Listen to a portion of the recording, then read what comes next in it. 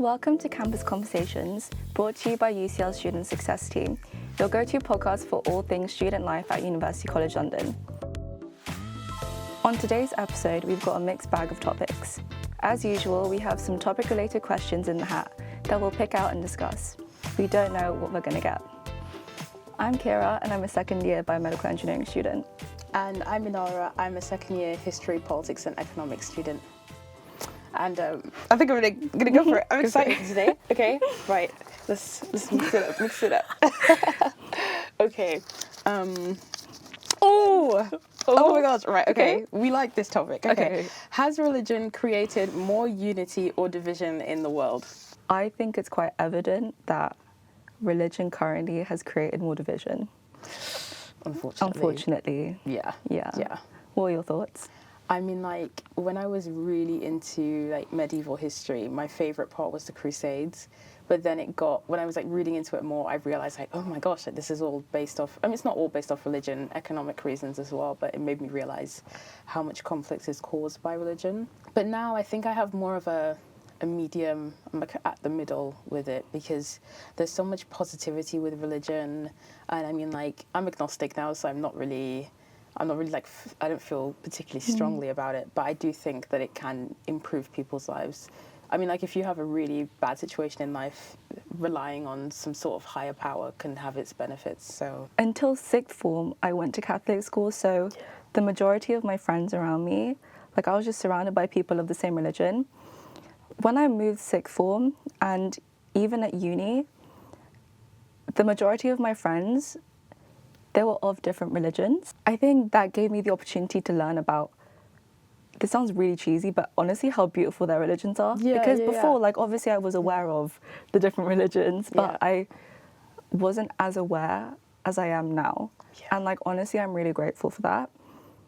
In uni specifically, so the majority of my friends are Muslim. Our differences have never caused any, like, form of divide between us, like, at all. But I think that's because we don't really see one another through the lens of, like, religious labels. Yeah. And rather, we're connected through the fact that we have similar core values, I guess.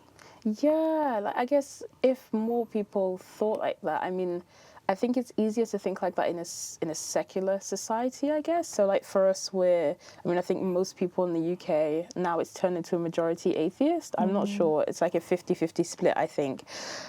Whereas, like, some of the countries that I was, like, looking at and studying, like, say, like, Central Asia, and there's a lot of, like, Islam influence there, and how it's connected to national identity as well. So it's interesting to see how religion, and then when it's connected to national identity, that's when the problems of sort of, like, religious conflicts start to arise. But religion in itself, I guess, like, fundamentally can be great. I mean, and religion isn't just, like, the main sort of Abrahamic one. There's always, like, traditionalists and people that are quite spiritual, or, like, Polynesian individual, like, beliefs. So it's so nice to be able to learn about how people just connect with the world around them and understand everything that it is that they see. Yeah, I definitely agree. I just think nowadays the world is so caught up in what separates us as opposed to what actually connects us in the context of religion. And, like, I think, well, personally, the feelings of conflict or, like, exclusion and superiority, it seems that they seem to arise from when ideology overtakes the spirituality aspect of religion. Yeah. And we can see that a lot nowadays. Yeah, I mean, like, there's big protests going on, and there's, like, people of both faiths that, you know, there's, like, two main faiths in that conflict, and there's people of both faiths that are arguing for a particular political position, the one that's more obvious too. So you see that, you know, interfaith connection and people that are more dedicated to the actual spirituality aspect rather than, you know, political and getting caught up in ideology and how they can positively interact with other people of each faith. Because I think, like, in general, most religions promote those values of, you know, being kind to other people and being welcoming to others. So, like, I think with Sikhs, I think it's like if you're ever hungry, you can, like, go into, like, a Sikh Gurdwara, I think they're called, and you can get fed by them, and everyone is, like, on the same level. So it's so nice to see that religions share those values, but it just gets caught up in politics. Yeah. Like, if people were to see this difference in religion as an opportunity to connect with different types of people, I feel like religion can definitely become a force of union as opposed to what it is now, unfortunately, which is definitely a source of division in the world. University can be quite a radicalizing place if you're not careful. I mean, there's so many groups that do seek out university students in particular because they know that they're vulnerable, or they know that they might be from a lower socioeconomic background just by virtue of being a student. You're not making money.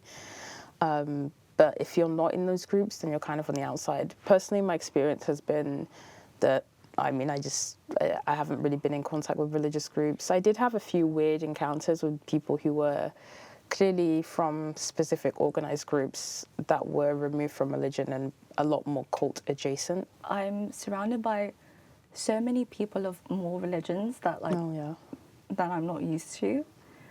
And so I've seen this. I've never really deeped it at all. Like, I just think it's a really cool opportunity to learn about their religions. I've never seen it as a source of division at all. Yeah. To me, I don't know, just learning about how beautiful one another's religions are. Yeah. I think I feel more connected to them even though we are of different religions. I have noticed on campus that unfortunately some people do avoid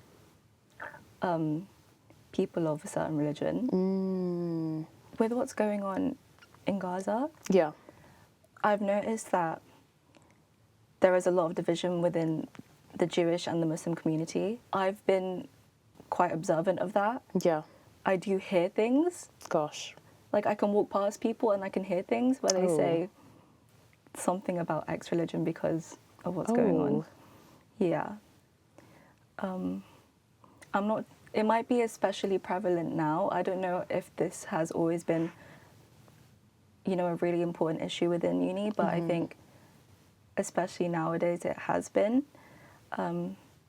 Because what do you mean I walk past and I hear something talking about really bad things?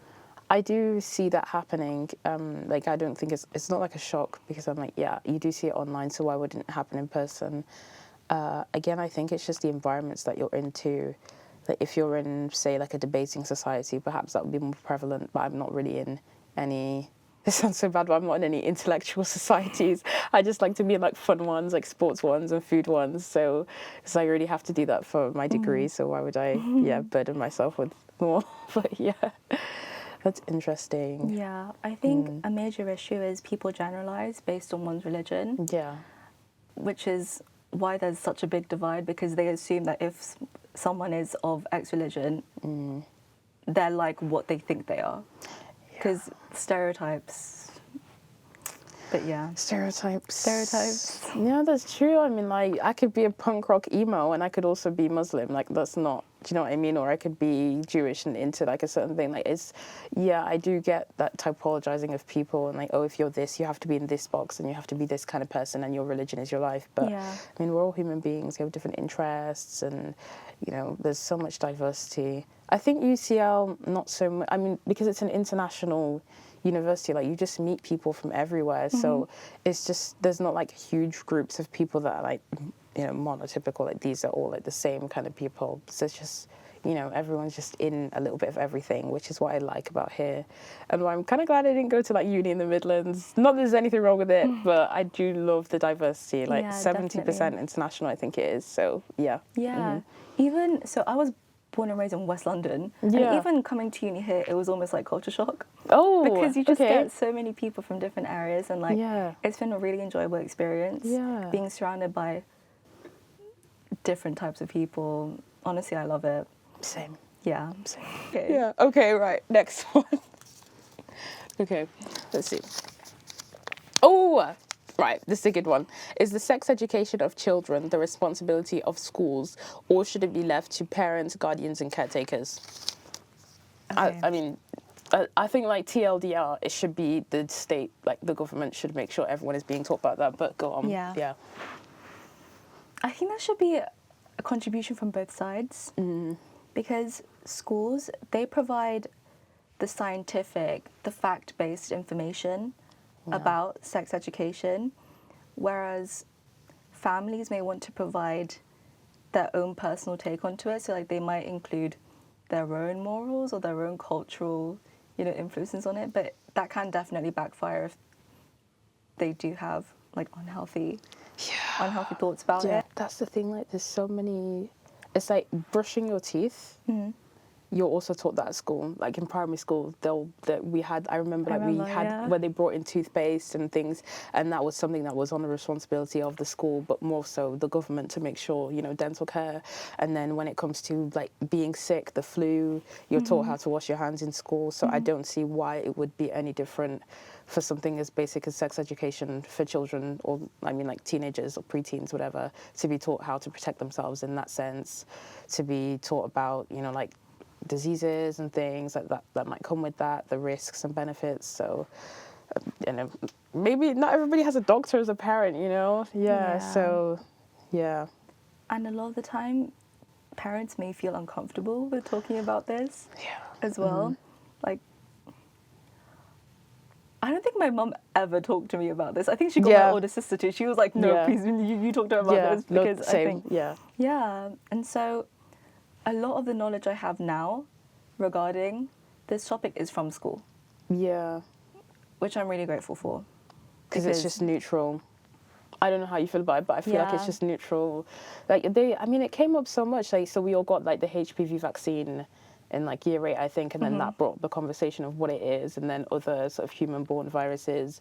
But it was a very nice way to just be taught, just like any other information, basic information that you should know. So, yeah, it was a positive experience being taught by school. But and you're with other people your age as well. Exactly. And so I feel like if I was learning about this by myself, by my mom, like I just think that might be like a really awkward conversation. I'd be like, stop.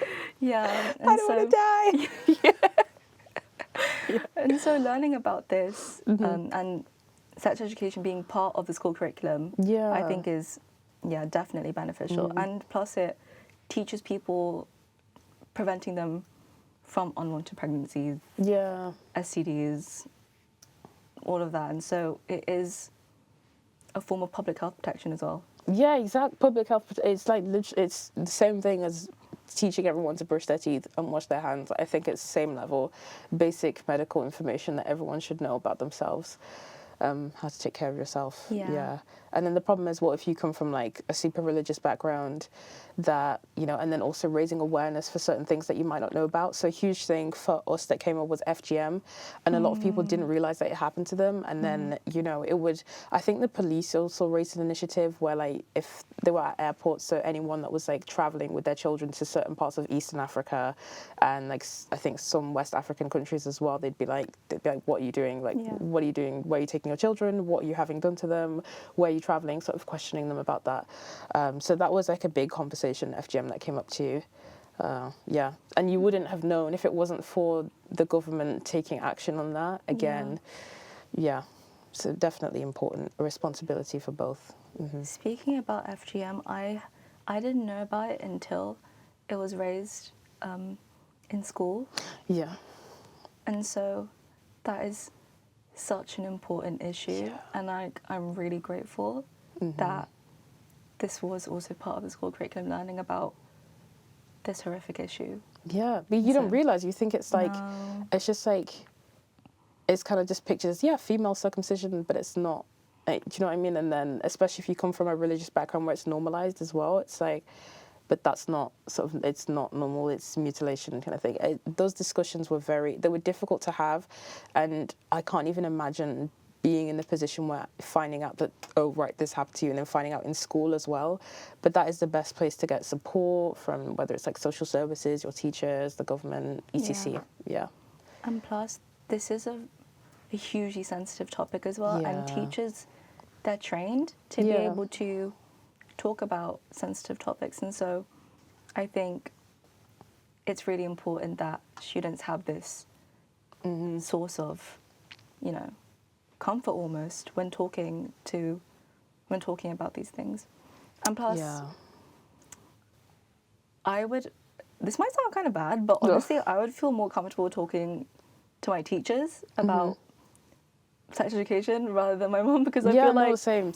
Yeah. Yeah, because I'm like less connected with my teacher in a sense. I feel like there's, I don't know, that factors into that as well. That's true. And then also just like, yeah, like my mother's religious background like contributes to it as well, so she just wouldn't bring up certain conversations. And also the fact that the knowledge might be lacking there on her part, like from their upbringing, you know, that wasn't really spoken to them about it. And then like health as well, they don't really know much about it, you know. So they're learning at the same time as us, our parents, I think, especially with like first gen immigrants. So it's an interesting one. Yeah. If you're biased when talking about sex education, it can lead to feelings of shame. Oh my God. Oh, I'm so glad you brought that up. I want to talk about that. Right, go on. No, honestly, go. Go. I literally watched this documentary on purity culture in the US and how rates of vaginismus in women are linked to purity culture in their religions. So they're literally like having, you know, like pain during like, and all of this is it's just caused by shame. It's like completely mental. Yeah. And I'm like, oh my God, like I did not, that was like a really, I'm going to send you the documentary afterwards. Please do. But if you like just search, I mean like purity culture in the US and how it's linked to those rates of sort of those illnesses, like, you know, psychological disorders that women suffer with later on in life. It's like, wow. Yeah. Yeah. And like, growing up, like with all my female friends around me, I feel like shame was a very common issue. Like we had lots of feelings of guilt, shame, all of these things. And so that led to people not getting the treatment that they needed, or people not purchasing the things that they needed because they were taught that you shouldn't have done that in the first place. Yeah. Like, this is your fault now, essentially. And so I think if you are taught these things in school where, you know, things are neutral, the chances of these feelings of shame happening, I do think they significantly like decrease. Yeah, because you're just like, oh, like it's completely normal. And they're like, oh, yeah, I was just in my head, like it's not deep, it's normal. Whereas like if you're just at home or you're in a certain religious community, it can be like built up to be like such a big thing. It's like, I mean, this is not a comparison at all, but they say like with getting your first tattoo, so like with me getting my first, and I was like so scared. I was like, oh my God, and I didn't tell my mom, and I was like, oh my God, like I'm like a teenager, like Portugal, and I'm like getting my first tattoo. This is so scary. And then like after that, like just the second and third, and then now it's just like, yeah, now I just give my arm to anyone, but like whatever. But yeah, it's like you just realize that, like, no, it's not. I don't need to be in my head about it. It's a natural part of life. I have a bad story about this. Well, it's not like terrible. I can be very vague. But basically, in a conversation, a friend realized that something could be transmitted in a way that they didn't know. And I was like very scared at that point because I was like, that's information you should know. Yeah.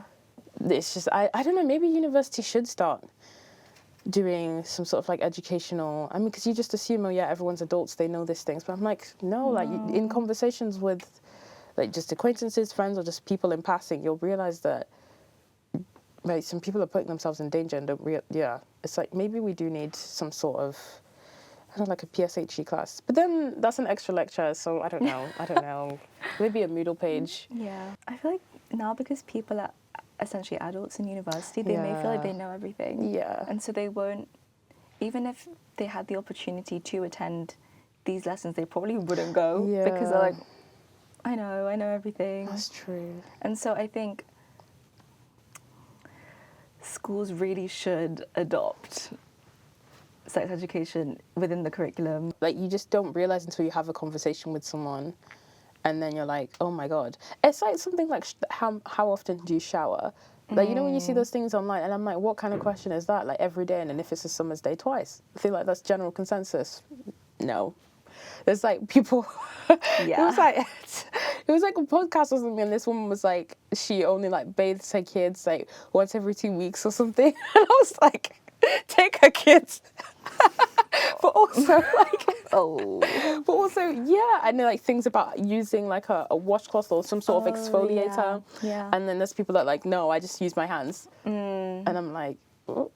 But I mean, like, if you like been rolling around in mud, you need something to like an exfoliator or something. So And then you don't know until you have those conversations, Yeah. right? So, and then you do find out somebody that's like, oh yeah, no, once every 3 days is fine. That's what like science says. And I'm like, damn, girl, no. Okay. The thing is, it's quite hard to start these conversations with someone, though. Oh, yeah, that's true. These conversations only happen like at the Huntley, pre-walk to Scala, sports night, just general times when people are just like relaxed and we're just talking about the most random of things. Yeah. And then also with my close friends, we do just talk about this stuff all the time. Yeah. Digestive system, like every day is just another part of the body. I'm like, am I sick? Like, can you have a look at this? Like, do you think, yeah, but I'm just a hypochondriac, so I start these same. conversations. Yeah. It really is important to have these conversations, though, even though they are really difficult to start. Because, like you mentioned, people are just walking around with 3 days. Yeah. I know someone who frequently takes Plan B. Oh. Who frequently takes Plan B because she feels shame in buying condoms, basically, because of values that were instilled in her when growing up. And so I feel, and she didn't have sex education in primary school. Yeah. And I don't know about you, but in my classes, when we were talking about like these type of things, our teachers always push like, don't worry, like it's okay, these things are natural. Yeah. And so, I don't know, hearing about her experiences with that, like, it did make me feel really upset. Yeah, because of course. she can avoid the effects of taking Plan B, for instance, because it really messes up your hormones, for instance. And I feel like this could have been prevented if she was taught the things that I was taught. And so I think learning about these things in school is really important because her parents wouldn't do it, so... Exactly. That's the thing, like, it's also misinformation around contraceptives, so misinformation around the pill, misinformation about IUDs and implants and other sort of forms of contraception, non-barrier contraceptives, because I don't know if you have this, but I know like sentiment from sort of family would be, do not take any non-barrier contraceptives, it's gonna like completely mess up your hormones and da-da-da-da-da. But then like sort of, and it does, like people do have bad experiences with them. Just like any medication, there are always going to be people that, you know, they're in that sort of 0.05 statistic with a sort of, what is it, like a p-value. There's always going to be people that fall within that p-value and they're like, they have a bad experience with it. But the benefits of the drawbacks and benefits, if you weigh it up, it's a lot more, you know, they're having a little dose of a hormone instead of buying a particular pill that has a lot more of it and isn't intended for use as a contraceptive because of how much stronger it would be more positive. But there's a lot of misinformation around non-barrier contraceptives and how it's like, you know, you're going to be like infertile if you take them. It's kind of like the people, if you microwave, when microwaves this is not comparative at all. But like people are like, oh, if you microwave food, you're gonna have cancer. And I'm like, come on. There is probably 1 or 2 people that have had cancer related to microwaves. Yeah, because otherwise, why would this? Why would it? Like X-rays. Of course, there've been people that have gotten cancer from X-rays, but not everyone's a radiologist. That's a concern for somebody who's working with that every day kind of thing. In the same way, the odds are, you know, rare, and there are ways you can reduce your chances. So keeping a healthy, balanced diet, you know, they won't prescribe the pill to you if they think that you're a risk, blood pressure-wise or weight-wise. So there are so many precautions put in place. That's the problem with globalization. We're getting a lot of health information from the US when we live in the UK.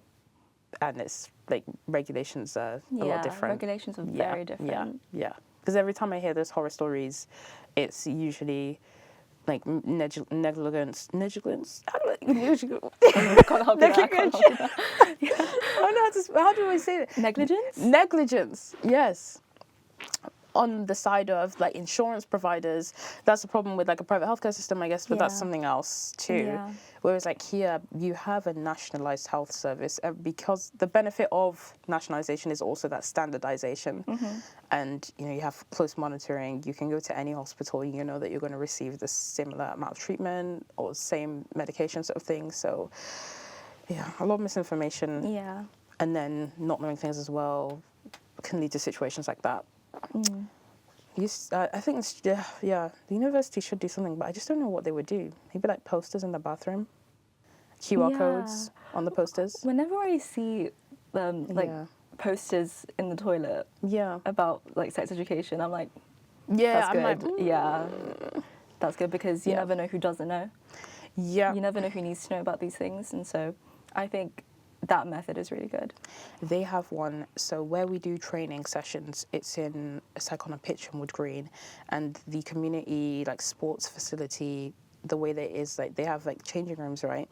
But there's a lot of children that also, like primary school children, because it's connected to a primary school, that sort of will be there and in and out of those changing rooms. The point is, there's a poster right on the door to both men's and women's, and it's clearly tailored to children, but it's about consent and about like body parts and like what people can touch. Sorry, I and, smiled. Like No, that was no, not no, funny, no. but Yeah, I just yeah, like no, I thought know what of you mean. consent as well. It's like good, and I need but- to bring something up. Yeah, and, well, no, yeah, bring it up. And I was Yeah. like, that's so good. Like, it's just, and it's right there in front Yeah. of both the like boys and girls. So as soon as you know how there's like a pillar and then it separates, it's right there, so all of them can see it.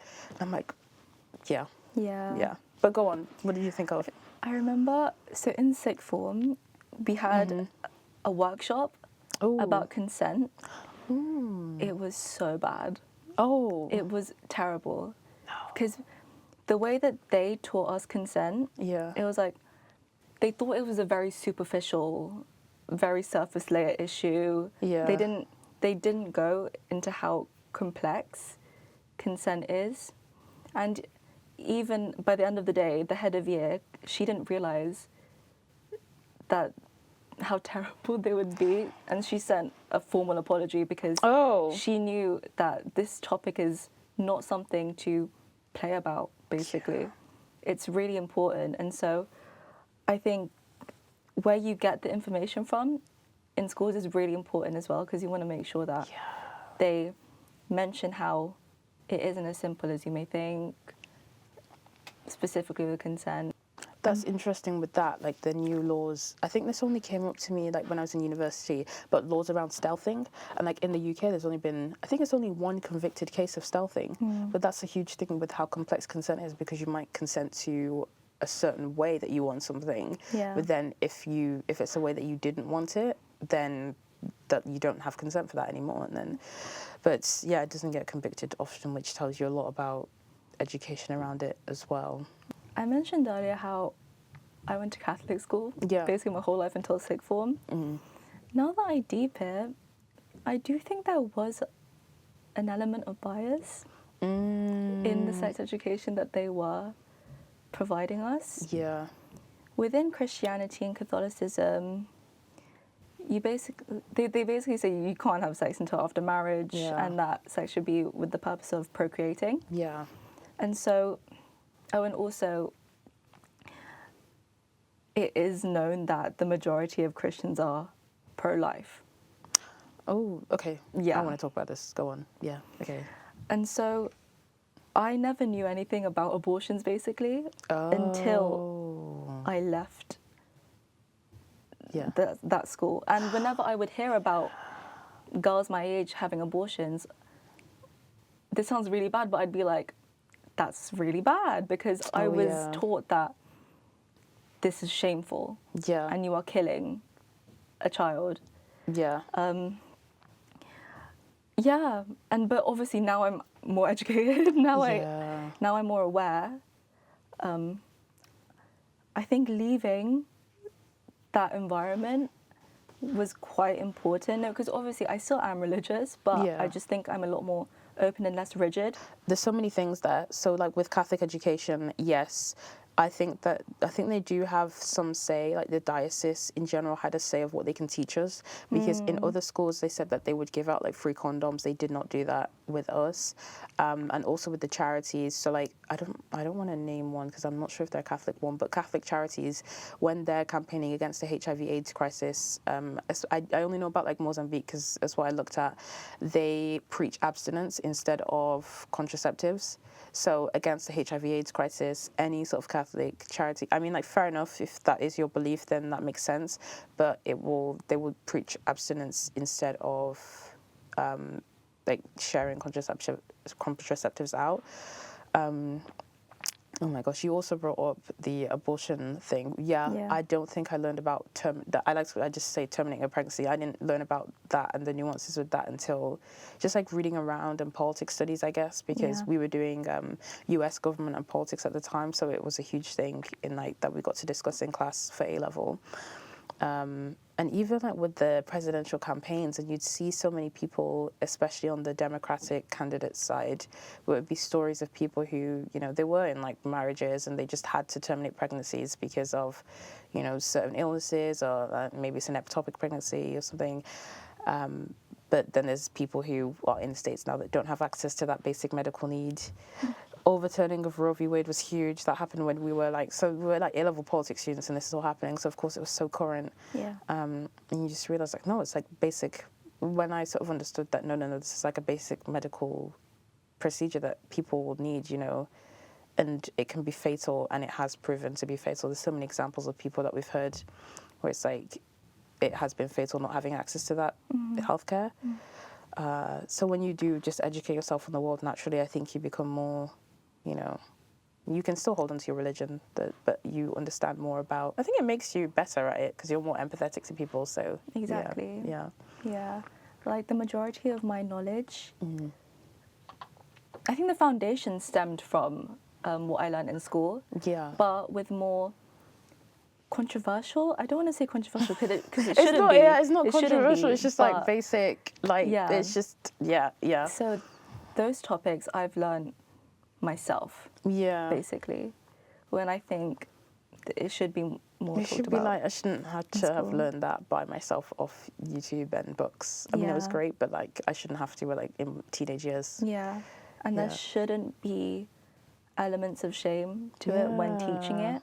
That's why I think hearing about these things from your family can also be quite, you know, because they might have those religious, cultural influences as well. Yeah. So I think definitely school should be the place where it's a neutral ground. You learn about these things, exactly. Yeah.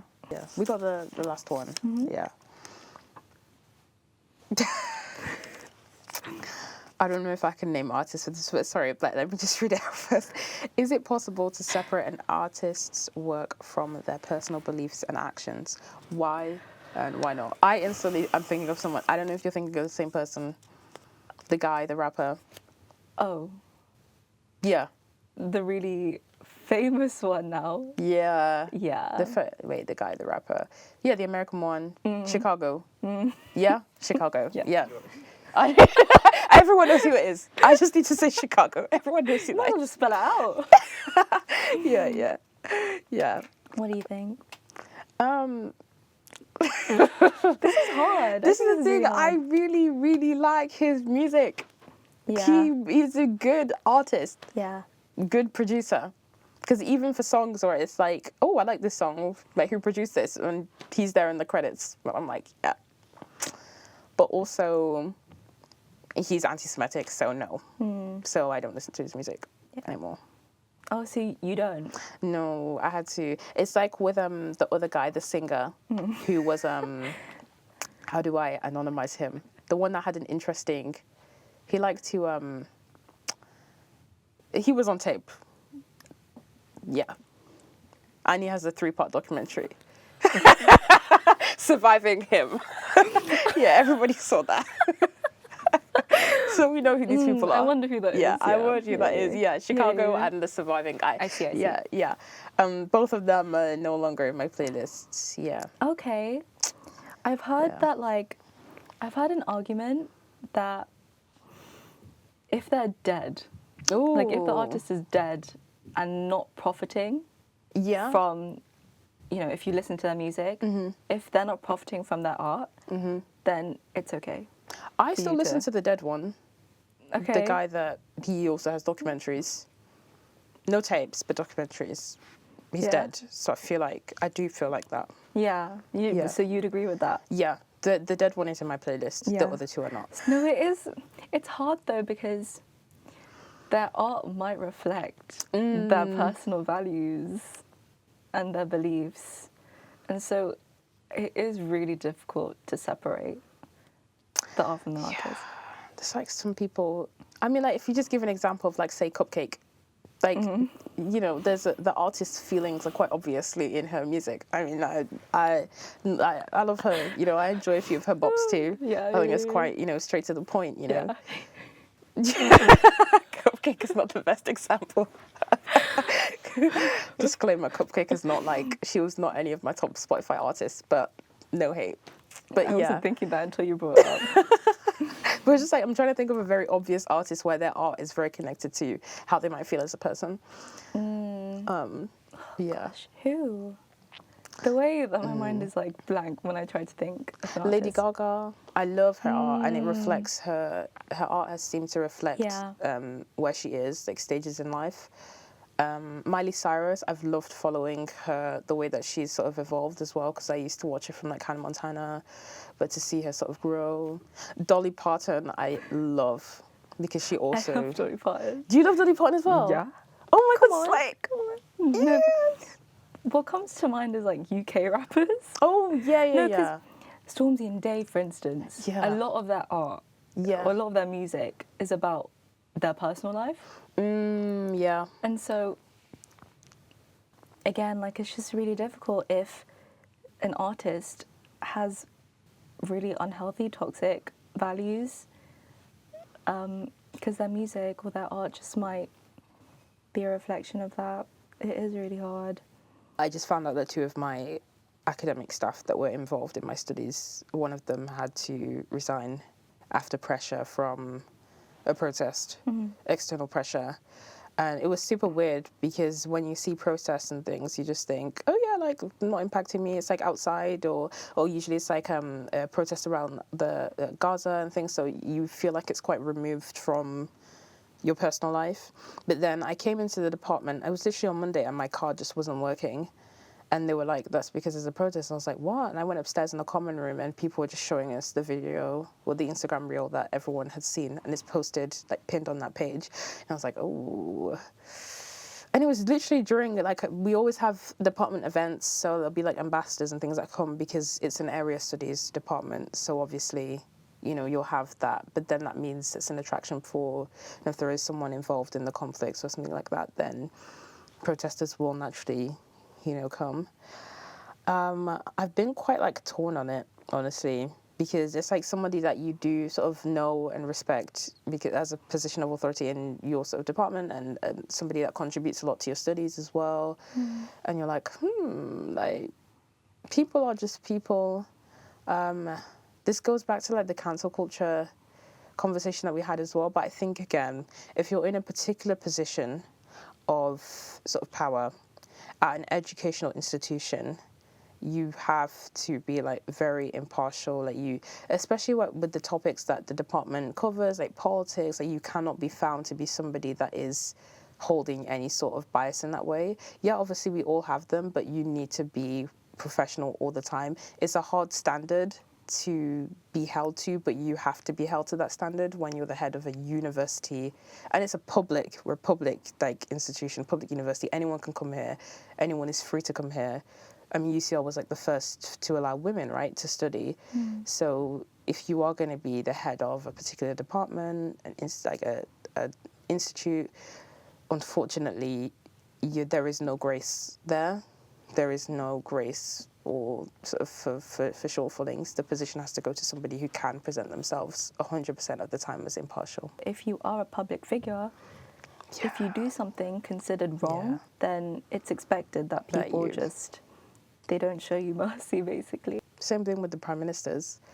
I mean, they didn't all resign for no reason. I mean, if you look into it, it's because they all did a particular thing. And then you can't be a prime minister, you can't be a minister of government and be seen to not be impartial or be seen to not be, you know, you have to be removed from your position. Unfortunately, that's what the position comes with, high expectations.